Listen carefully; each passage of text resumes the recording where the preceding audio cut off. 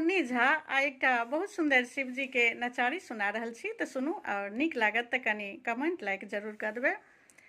बसिहा चढ़ल शिव करथि पुछारी, कोने घड़ी गौरी कुमारी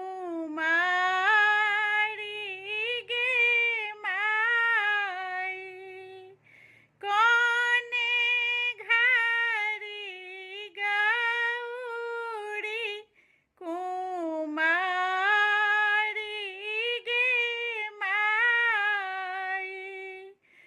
रानी सुनैना घड़ी गौरी कुमारी,